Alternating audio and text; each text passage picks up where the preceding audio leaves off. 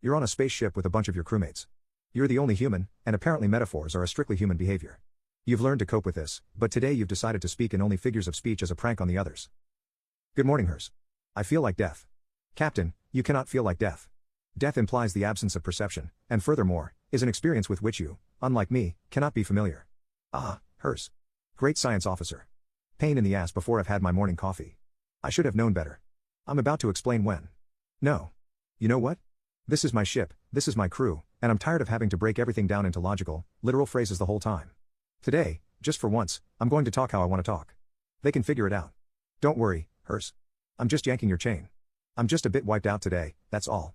I'll be as right as rain after I've had a cup of joe. I head to the galley, leaving the bemused staring after me. You know, this could actually be fun.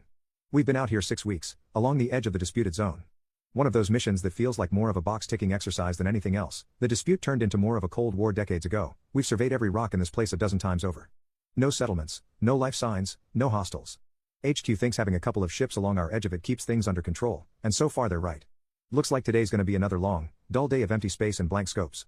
Sometime around 10, I wander into the mess to find the crew gathered there. Hers, Anik, Jinti. Time to have a little fun. I pour myself a cup of coffee and sat down. Welcome, Captain. We were just reviewing today's mission telemetry. Would you like a report? No, Anik, that's okay. I'll review it later. I was just thinking, you know, us out here together all these weeks, maybe it's time we got to know each other a little. Are you concerned about the crew's performance, Captain? No, nothing like that. Just. You have to admit, this mission isn't exactly keeping us busy. Thought maybe we could swap a few stories, help to pass the time. Did I ever tell you about my parents? Your parents, Captain? Here we go. This was gonna be fun. Yeah. You probably know my dad, he's a big cheese, was one of the top brass for a while. It wasn't always easy for him, he was always the kind of guy who called his own tune, you know, marched to the beat of his own drum. Captain, forgive me, I had no idea your family were musicians. I thought your father was an officer in the Federation. Yes, interjects Anik, and I had always believed your species was carbon-based. I did not know it was possible to create sentience from dairy products and metal alloys. I go on, well, he was a real high flyer back in his academy days, gave him a reputation as a bit of a hard ass. I was unaware that altitude affected the composition of your species' buttocks, Captain. This is fascinating. I catch Jinti whispering to him, don't be an idiot, Anik. The captain already said his father was top brass, that explains the altitude and the composition.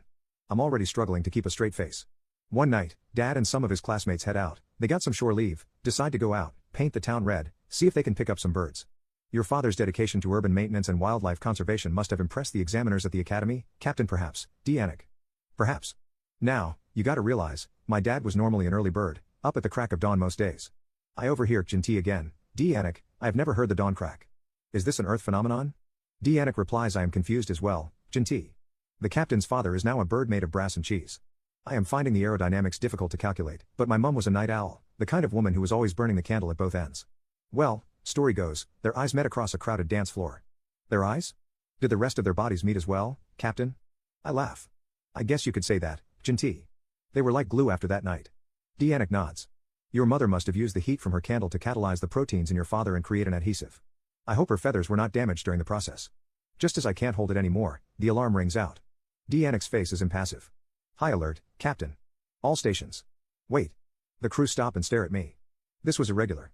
High alert, Mr. Anik? How high? I do not understand the question, Captain. Anik, you said there was a high alert. I would like to know, how high is the alert? Captain, it is a high alert. We should respond at once.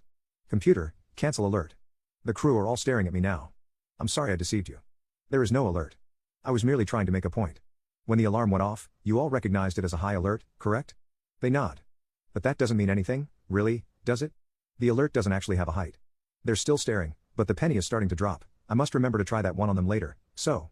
A high alert is more serious than a regular alert. Yes? They nod again.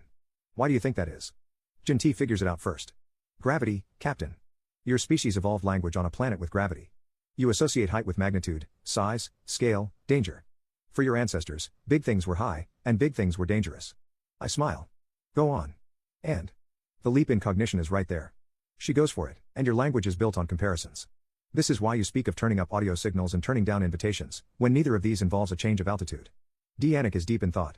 So, you say your father was a big cheese. And large things are important in your society. Was your father made of cheese, Captain? No, Anik. We humans don't just use spatial metaphors about size and height. We use images from nature, from our surroundings. Among my ancestors, to own a large piece of cheese was a sign of wealth and affluence, at a time when many humans had insufficient food. And your mother was not really an owl. No, hers. She was 100% human, same as my father, same as me. But the owl was a nocturnal bird back on Earth, so people who stayed up past dark were called night owls. I see. Captain, your species' style of communication is highly illogical. But I begin to see how, in the absence of telepathy or pheromones, it may have given you an evolutionary advantage. Fascinating. The crew sit in contemplative silence for a few minutes. I pour another cup of coffee and return to the bridge, check the readouts, lay in a course, and the ship thunders to life, tongues of flame licking from her engines, an arrowhead streaking through the heavens, the stars around us an infinity of diamonds scattered across the velvet darkness of space.